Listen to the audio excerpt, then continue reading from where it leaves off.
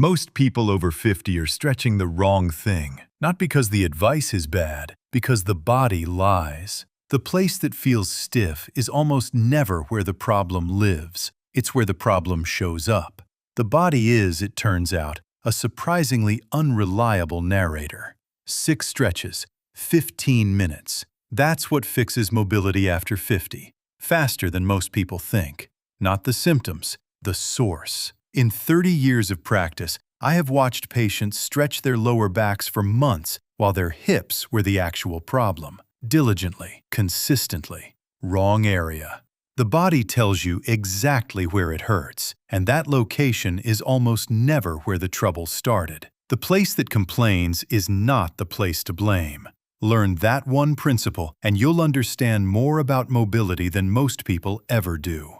Stay with me through stretch 4, because one of these directly affects something most people over 50 quietly worry about but rarely mention: feeling unsteady on their feet. 6 stretches, 6 sources. We're not going through your body part by part. We're going to the 6 specific restrictions that, when addressed, change how everything else moves. Stretch 1.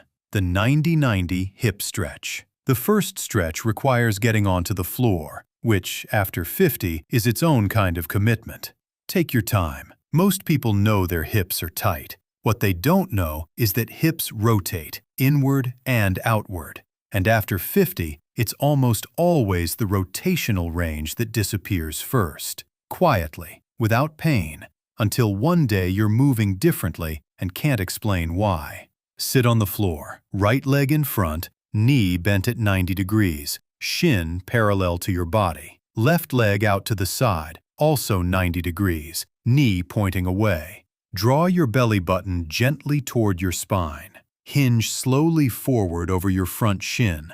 Back straight. Hold 45 seconds. Switch sides. When hip rotation is restricted, the body borrows movement from the lower back and the knee, 2 joints not designed for that demand. That borrowing is a primary mechanism behind both knee degeneration and chronic lower back pain in adults over 50. The 90/90 loads internal and external rotation simultaneously. One position, full picture. If one side felt significantly harder, that's where your compensations are coming from. You just found something most people spend years looking for in the wrong place. That felt like something, didn't it? Stretch 2. Thread the needle. From hands and knees, you're going to slide one arm under your body until your shoulder and cheek rest on the ground. You will look like you dropped something important under the couch. Do it anyway. Thread your right arm underneath your left, sliding along the floor until your right shoulder and cheek rest down. Left arm long in front.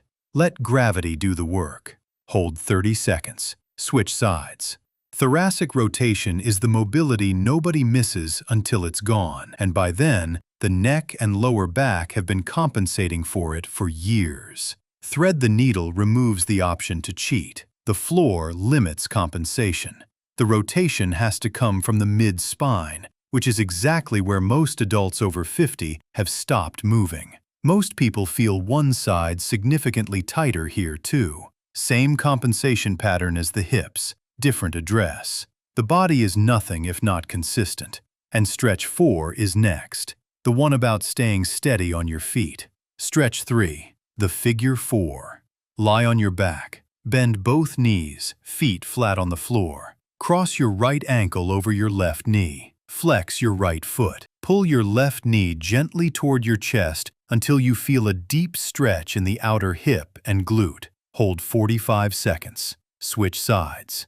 The piriformis sits deep in the glute and runs directly over the sciatic nerve. When it tightens, which it does consistently in people who sit for extended periods, it can compress that nerve and send pain down the leg. For years, many of these cases were diagnosed as disc problems and treated accordingly. What they actually needed was this. I say that not proudly. This is the stretch that makes people say, "I didn't know that's where I was holding it," and quietly furious that nobody showed them sooner. That's fine. You know now. 3 stretches in, you've already addressed more mobility gaps in the last 10 minutes than most people address in a month. The second half is where it gets interesting. Stretch 4. Standing calf and Achilles stretch. Stand facing a wall, both hands resting on it for support. Step your right foot back about 2 feet. Keep the heel pressed firmly into the floor. Lean your hips gently forward until you feel a deep pull through the back of the lower leg. That's the calf. Hold 30 seconds. Then, and this is the part most people skip, soften the back knee slightly. Just a small bend. The stretch shifts lower into the Achilles tendon itself. Hold another 20 seconds. Then switch sides. This is the stretch most people skip because it looks too simple, which is exactly what your calves have been counting on.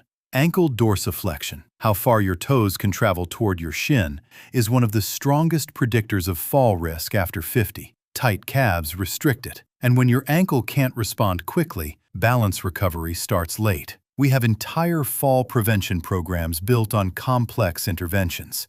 This stretch does a significant part of that job in 50 seconds. Nobody talks about it. I don't know why. Heel down, both sides, every day. 2 more. Stretch 5 directly affects something most people assume is a lung issue, but isn't. And stretch 6 has a specific dimension that matters especially if you're a woman over 50. Stay with me. Stretch 5, doorway chest opener. Stand in a door frame. Place both forearms on the frame, elbows at shoulder height, bent at 90 degrees. Step 1 foot forward and lean gently through the opening until you feel a deep stretch across the chest and front of the shoulders. Hold 40 seconds. Here's the breathing connection. The pectoral muscles attach directly to the rib cage. When they tighten, which they do in everyone who has ever owned a phone, so everyone, they compress the ribs inward and restrict how fully the chest can expand. That's not a lung problem, it's a chest wall problem.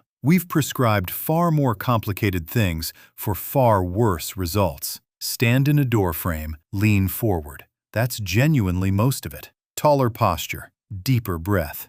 1 more. Stretch 6, supine hamstring stretch. Last one, and the most deceptively simple movement on this list, which, if you've been paying attention, is something of a theme today. Lie on your back, bend both knees, feet flat. Extend your right leg toward the ceiling, as straight as you can manage. Hold behind the thigh with both hands.